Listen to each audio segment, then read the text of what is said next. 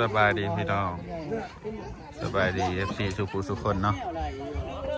ยินดีต้อนรับเข้าสู่ซองบ่าวทุกพี่น้องพบกับการเฮ็ดครัวหรือว่าสัมภาษณ์ใหม่ไผ่พี่น้อง EP ที่2หลังจากมื้อเช้านี้เนาะเป็นแรมใหม่ไว้พี่น้องเป็นต่อใหม่ไว้ตอนแรกเพิ่นก็เริ่มปักลักเนาะพี่น้องซักลักเขา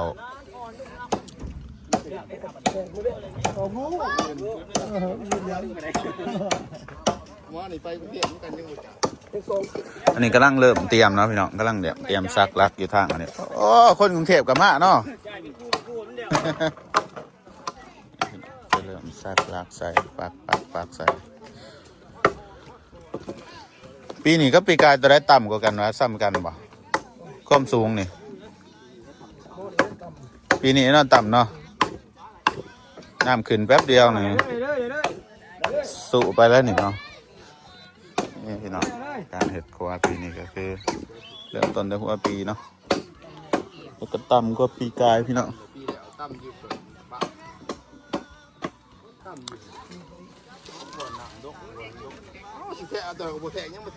อันนี้ที่ซักลัก14คอมเมนต์มาว่าอันเป็นยังคือบอให้ชาวบ้านทั้งสองฝั่งนี่ออกเงินกันเนาะแล้วก็เฮ็ดครัวทาวอนเพิ่นว่าแต่คือครัวทาวอนเนี่ยมันเฮาต้องมองความเป็นจริงเนาะพี่น้องมันเฮ็ดบ่หลายเนาะพี่น้องมันเวทงบในชาวบ้านต้องขายให้ขายหน้ามาใส่ก็ยังบ่พอพี่น้องกันเฮ็ดสะพานปูนนะเพราะว่ามันบ่แม่น10-20 ล้านกีบเนาะ10-20 ล้านบาทพุ่นเลยคันเฮ็ดสะพานปูนนะอันนี้เขาก็เลยเห็ดสะพานไม้ไผ่ไปก่อนเพื่อนใส่ซัวข้าวไปเนาะเห็ดทุกปีจังสิแหละตามชีวิตการเป็นอยู่เลยเนาะเพื่อน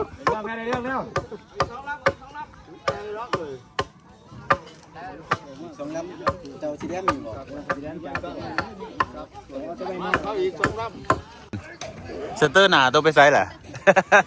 เซตเตอร์หนาเฮียพี่น้องเรียกว่าซุกสิป้าเขาไปเบิ่งวิธีซักเนาะที่คุณแหละที่ทางหนองคุณแหละหอยตัวสิป้าไปใช้หมอนี่ให้เขาไปพุดดี้มาเบิ่งวิธีซักกันพี่น้องใจเย็นแค่ใจเย็นเอาซักดิแหละอ้าวสุดแหละโอ้กำลังมาเบิ่งนี่วิธีซักลักพี่น้องก็ชิประมาณนี้เนาะตีเอาบ่ผัดเลยนะตีเอาผัด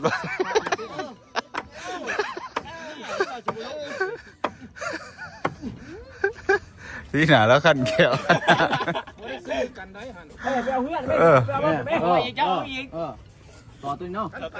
อันนี้เขาจะซักลักประมาณนี้พี่น้องความทีความห่างประมาณ1.5 เมตรมาถึง2 เมตรหรือว่าถึงบ่ประมาณซ้ำนี่แหละพี่น้องซ้ำที่เราเห็นนี่เนาะนี่วิธีซักก็ประมาณนี้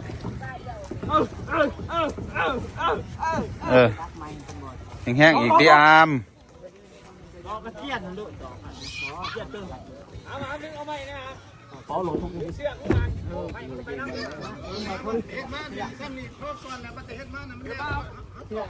อันนี้แบบเริ่มเนาะพี่น้อง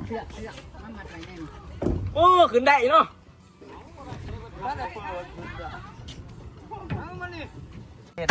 อันนี้ความซื่อความตรงเนาะก็สิประมาณนี้บัดตอนเฮ็ดออกมาแล้วมันสิซื่อคือสลิงอยู่บ่กับตรงเบิ่งอีกที่นึงพี่น้องก็การสวนที่ผมเนาะบอกว่าถามว่ามัดไว้อันนี้เป็นเสาอันนี้ซื่อพี่น้องเสาอันนี้มันก็สิมีอีกขั้นตอนนึงคือแบบเฮาขับบ่ให้มันเอ็นหั่นนะเพราะว่าเสานี่เขาซักหันมันกะมาถึงขันแบบว่าแน่นเนาะพี่น้องแต่ว่ามันต้องใส่ไม้ไผ่แบบร้ายล่ำเลยแหละคือคำคมที่เขาว่าไม้ล่ำเลียวหอมหัวบ่ควายไผ่บ่ผอมแปลงบานบ่เฮือนพี่น้องต้องใส่ไม้ไผ่แบบโคตรลายเลยแหละปอไหม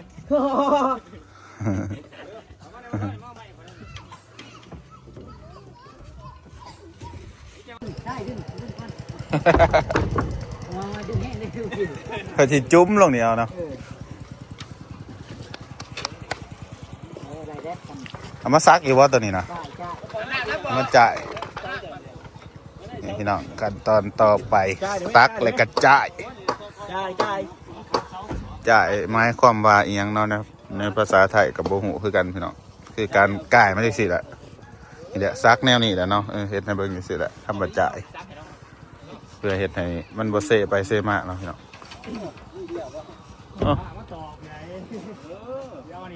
ทักเลยบ่ทักเลยบ่นี่ขั้นตอนการเฮ็ดครัวเฮ็ดทุกผัด แหนมแล้ว จ่ายควายกันสิเนาะพี่น้องเป็นกากบาท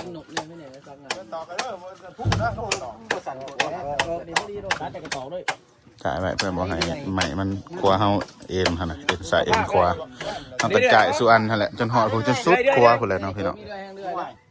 ผู้ดึงฝ่าผู้ดึงเรื่อยเอาไฟใส่บุตรก็นี่สองเนาะเอา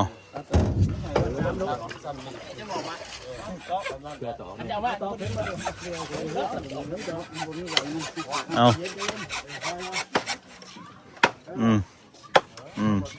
แฮนด์เมดโดยแท้น้องพี่น้องใส่แต่ขอนแต่เลื่อยแต่ฝา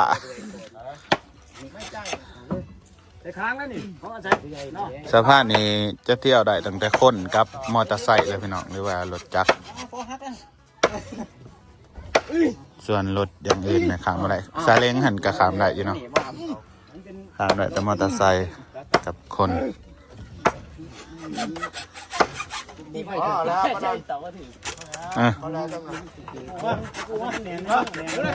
โอ้ใส่เรือบ่เป็นเอาปอนี่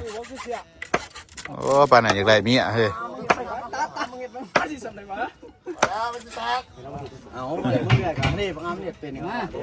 เอาตอกวะนี่ตอกฟังนี่วะนี่ก่อนก็มีอันเดียวเนาะเปลี่ยนกันไปเปลี่ยนกันมาลุดมือตกน้ำก็สิหัวได้กู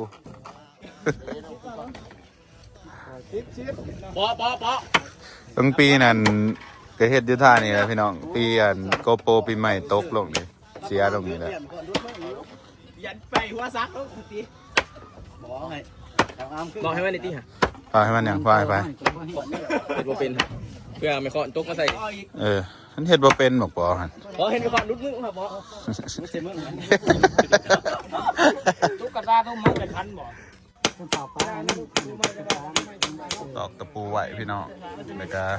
เอาเสือกมาคันอีกหมุนให้มันอยู่เนาะ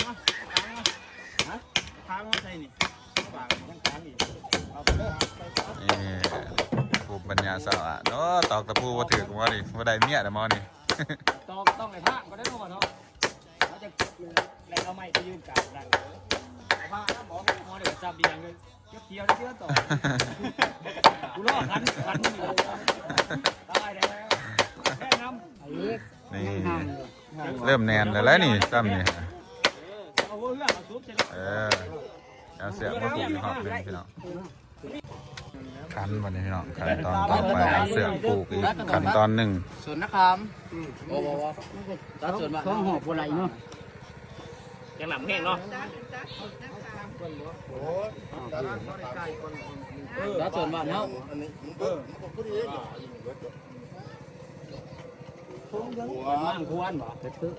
ตอนมาFCบอกว่าตอนน่ะมากหันบ่ได้มากเอาใหม่เพิ่นว่าก็คือเฮามากสุปีเด้อเพิ่นมากเอาใหม่ทุกปี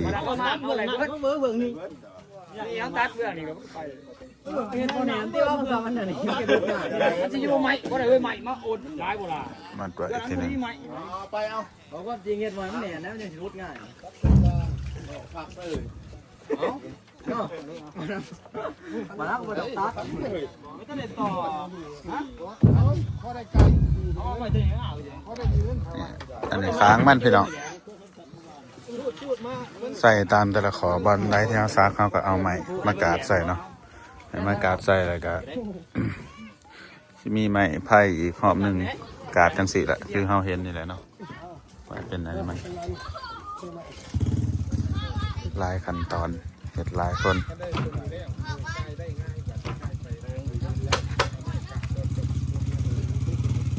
ขันใหม่มันหลายเห็ด ทิศหนึ่งก็น่าจะแล้วเนาะปล่อยเนาะใหม่มันผอมเบิด ก็โรงพยาบาลเนาะที่บอกอย่างนั้นให้กระสอบเต็มตักกูบ่ได้แนมโดดินจะกระสอบดอกเพิ่งอะไรทั้งสองอะไรบ่ได้ตัวโอ้ อันนั้นอันนั้น กองเนี่ยเพื่ออะไรตะปู เพื่อนมันในอามอันนี้เดี๋ยวสิเฮ็ดอันนี้ขอมันพี่น้องอะไรเพื่อละตะปูมันแตก ตัวนั้น แตกแตกแตก เบื้องนี้ว่าแตกเลยนอนนี่ก็ไม่ได้แตกงั้นเบื้องนี่ก็ดี เขาจะมัดเสือกจ้องไว้พี่น้องเพื่อไปตอกลักอันนี้เนาะเพื่อมัดลักกับอันนี้นะ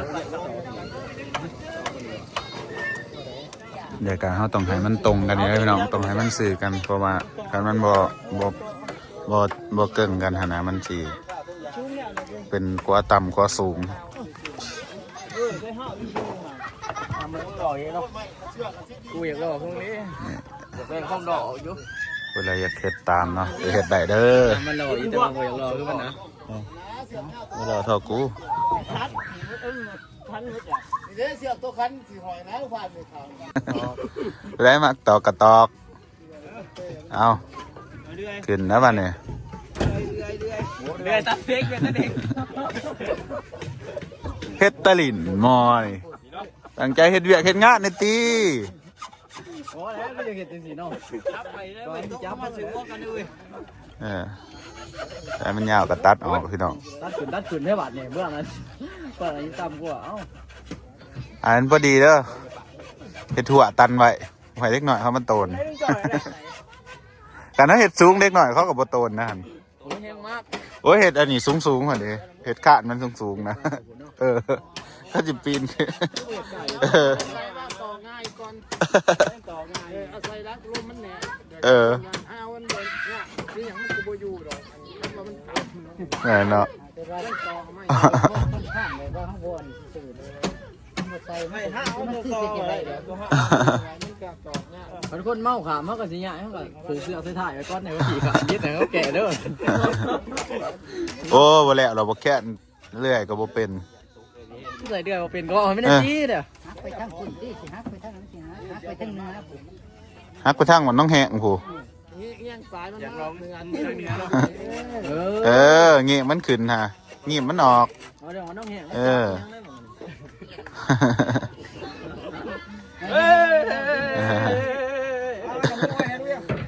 แต่ว่าทอดดึง คอนน้ำมูเอาคอนน้ำมูเห็นไหมเอาตูดไปตูดมาเนาะตอกขึ้นตอกลงนี่สิแหละจ่ายซ้ายจ่ายขวา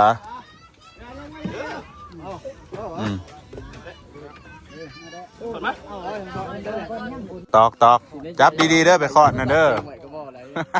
มันหลุดหัวลูกที่เรากระดองเด้อ ตอกลงอีกพี่น้องตอกลงให้มันจำตอกรถแค่มันเป็นยังดอกมิตรน้ำอยู่ลุ่มหันตอกจะมันจำสลิงเนาะเพราะว่าเขาปลูกมันนี่ขึ้นเติบได้บ่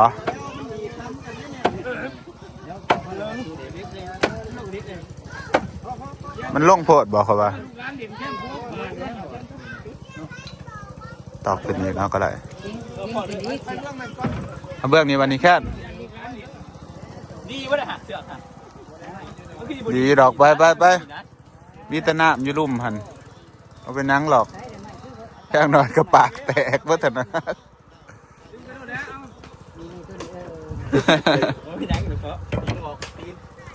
เราใส่แม่กายไว้พี่น้อง เอาไปทางไหนบ้านี้ เอาเดี๋ยวจะดิ้งไปไหนเนาะเอาเรื่อยค่อยเรื่อยออก เรื่อยพวกตัวพวกไหนพวก ตอกเลยเดี๋ยวนะแค่บอกว่าตอกล่มมันกับปิบแป๊บเดียวมันน้อยพ่อกระเทินฮะ ตอกตะปูตอกก่อนเลย อันนี้ อุ้ยมึงตอกล่มมันสิประจำโพดวะ อันนี้ตอกเดี๋ยววันตอกง่ายอ่ะ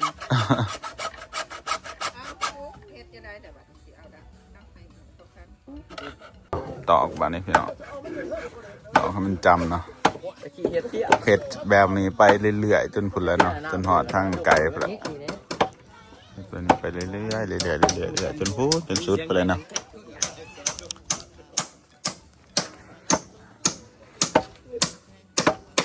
แห้งๆในแค่เป็นตะแหน่นในที่ จะคอยแล้ว สาวนะ เด็กเก่ง ก็แหละแค่น อ้าวอยู่ว่าซักเลย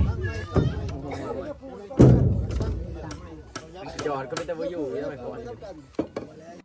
โอ้เอาไอ้ดีเด้อดีเด้อซอยกันเฮ้ยมอนี่เอาดีได้จับน้ำตีมือเดียวหาเมื่อยแท้อย่าไปดีนี่ทำสะพานข้ามแม่น้ำเซโด ขออนุญาต เจอเพิ่นเองเนาะอยู่ว่าเพิ่นเด้พ่อเหรอวะพ่อแหละไปเบือกนั้นซะย่างดีเด้อถืออันนั้นย่างเลยนะฮะ โอ้ยหาทันปะ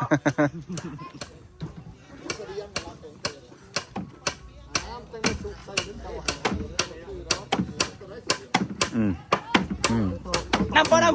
น้ำปะก็เลยปะ นะครับ น้ำเศร้าวันไหนบอกเถอะไม่เดือนหนึ่งให้เลย วิถีชีวิตบ้านเราพี่น้อง โอ้รถมึงนี่เมืองแนวฮามึงเห็ดบาปเขาอีดีตอนไปขี่ไรตอนมาขี่อะไร เธอบอก เมือง กู ใน ว่า เมืองแนวฮามึงไปก็จะสิงดบจิตเลยอ่ะ ไปกับผมจริงวะบากวันนี้พี่น้องบากประสิทธิ์ปลูกใหม่ไว้เนาะปลูกใหม่กาดไว้หลายขั้นตอนเนี่ยเลยเห็ดนั่นเห็ดนี่น้องเลยบากแล้วมันจับน้ำค่อยคอยได้บอเด้อคอยโพดแห้งอีกน้อยนึงพอดีใจก็เอาซะถือ พอแล้วห้ามบริบากบอลขอมันเนาะหรือว่าเข้าบากก็คือบ่เขากระตอกลงบอลขอเพราะอะไรเพราะคันเขาบากบอลขอมันสิบ่แตกเขากระตอกลงหันเปียก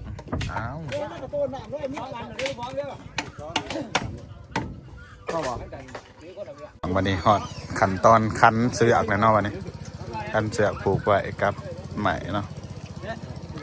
เราต้องแทะแล้วก็วัดระดับอย่างดีเลยพี่น้องเพื่อบอกให้มันผิดพลาดร้ายที่สุดนะให้มันผิดพลาดหน่อยที่สุด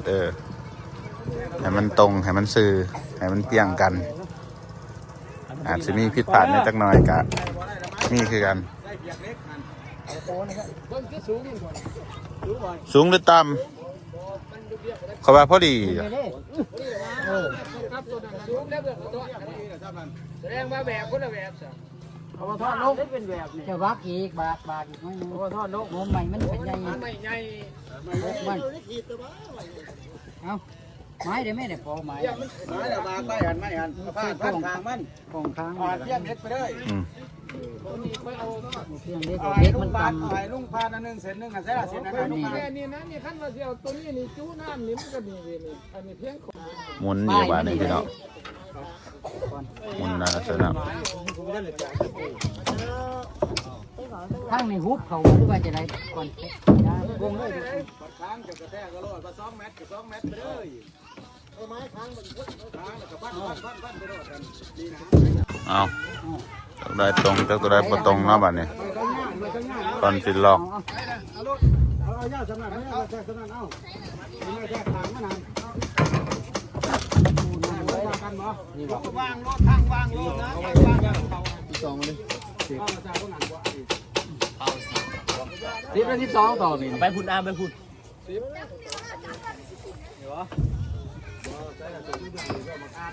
มาไปมาท่านไป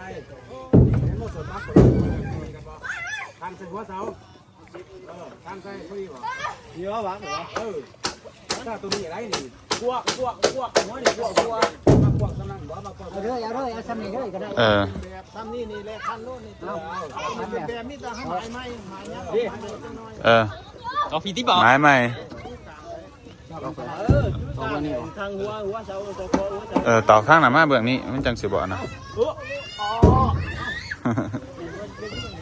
ต่อเอิดเลยก่อนเนาะ เอาขันแล้วก็ตอก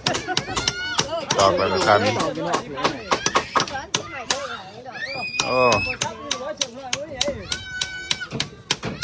ร้านไปเอาเสือกหน่อยมาไป เอาก็สิแล้วเนาะพี่น้องสะพานอันหนึ่งเดี๋ยวเวลาร้ายมืออยู่งอมันอยู่บ่หรือว่าปลาอย่างสิเลยงอกระแดงเนาะเอา แบบแมนเนื้อแบบนี้ ดอก มันจังบ่ทอนเด้ บอกอย่าแรกอย่างนี้ว่าอยากกินสักแก้ว เอาใหม่มาจ่ายบาทนี่พี่น้อง กีน้ำดุดน้ำ ป้าของมึงจ่ายเอา เอา ยังจะบ้าบ่ บ้าไปจ่ายตัวอันทุกไว้นั่นแหละว่าถึงเลย โอ้ไปว่า แถวบอลมันตื่นกับ ปัจจุบันเขาจะคอยปลามาอย่างมันโค้งทางแทนแน่อะไรทางเนี่ย ไปเอาที่บอลมันเนาะผูกอะไร แน่ใจ อ่ะ ได้ตาเฮ้ย จังนั่นเพ่เนาะอันนี้จะจ่ายอีกหอบหนึ่งพี่น้องจ่ายไปแต่ละสองเนาะบางสองก็อาจจะไม่ได้จ่ายก็มีให้กันเพราะว่าการเขาจ่ายทุกสองเนี่ยมันก็แหน่งอยู่แต่ว่าไม่ไพ่เขามันเปลืองนะ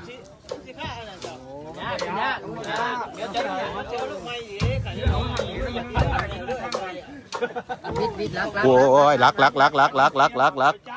ดึงมาขึ้นก่อนเงินทอนน่ะ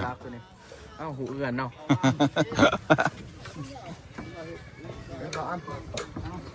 เอา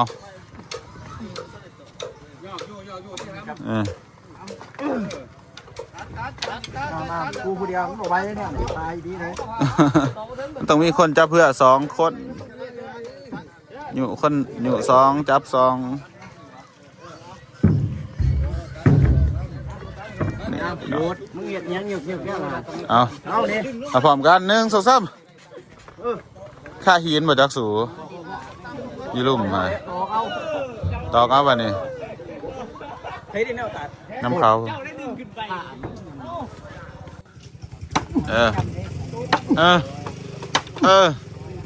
จ่ายไปพี่น้องคิดซะว่าเป็นหนามางามอยู่หันแหละ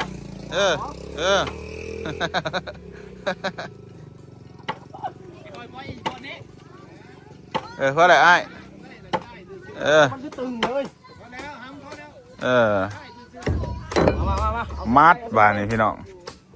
ตอกแล้วก็มัดเริ่มแนนแล้วเนาะพันจ่ายไปซื้อมันก็สิแนน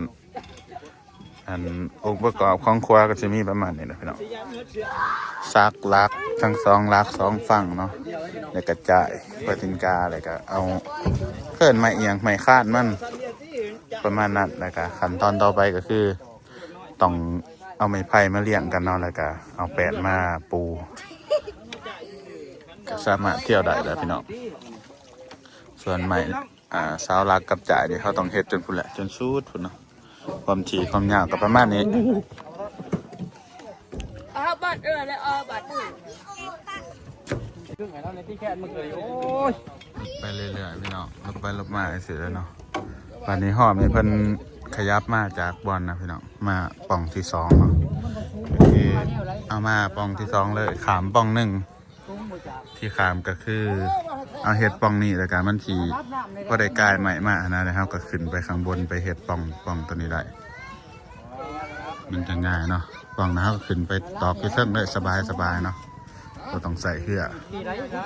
เพราะว่าซุ่มนี้เขาต้องใส่เหือเด้ใส่เหือแล้วมันก็อยากย่างไว้จักหน่อย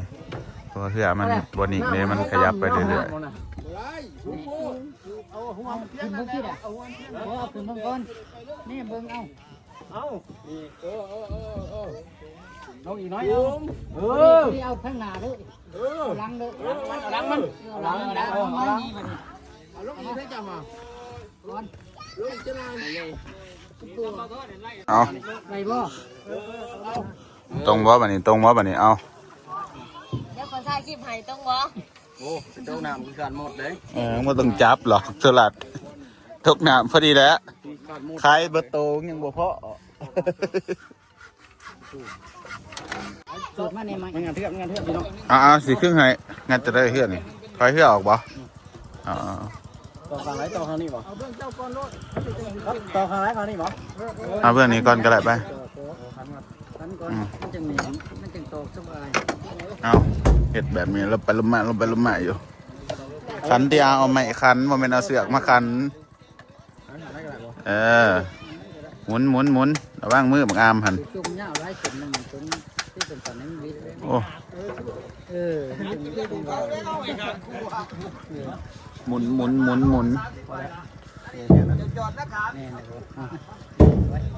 อีกที่หอบหนึ่งได้ปะ เอาหนึ่งขาดเลย บจุนำเที่ยงกับบะหมี่เนาะพี่น้องใส่สายตาเอา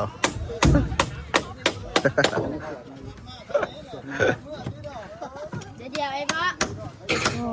หมอนี่เป็นฝ่ายตอกเนาะมักตอกแล้วหมอนี่ เอาเบากูหายเลยบอกกันนี่ ได้เด้อดีได้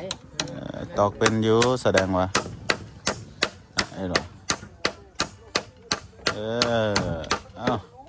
ขับกดมันเข่าอีกให้มันจังบ่ถอน อ้าววันนี้มันอยู่เบื่อโอ้ย โอ้ย ไม่ทิดเอง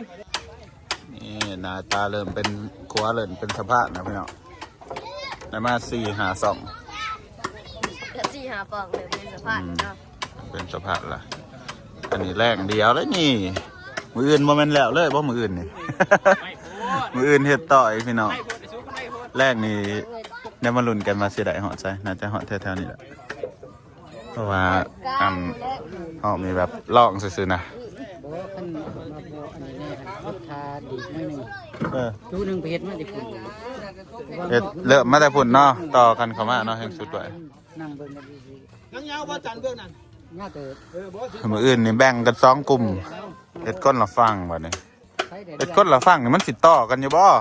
แต่มันสิซื้อกันอยู่บ่ เฮ็ดอยู่ใส่ได้คุณ นี่เนาะ เรื่อยมั้ยมาอีกเรื่อยนี่ ตอนนี้ก็สิฮอดเวลาเลิกแล้วเนาะพี่น้องไว้ต่อมื้ออื่นเสาร์คันดีๆนะอามลงลุ่มหู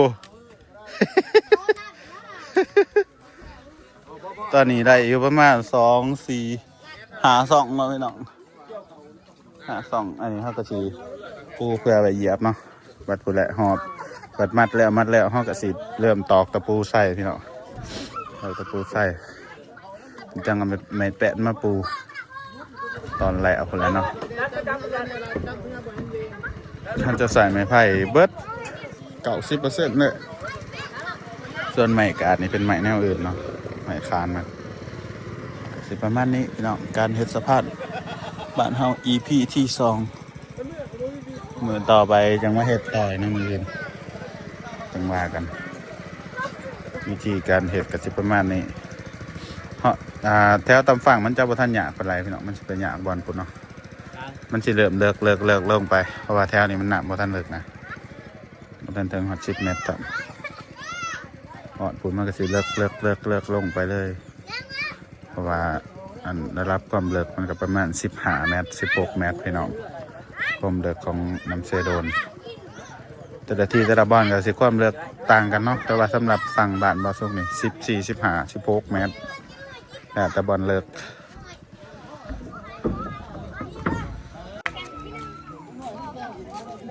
ไปพี่น้องสำหรับคลิปนี้ก็จะเบิดเพียงสมิธสำหรับการถ่ายอัปเดตสภาพการเห็ดครัวเนาะว่าแม่ไผ่ก็สิได้ EP 2ก็สิได้จบเพียงสมิธพี่น้องฝากกดไลค์กดติดตามเป็นกำลังใจ2 บาทสุขกันนะพี่น้องบ๊ายบาย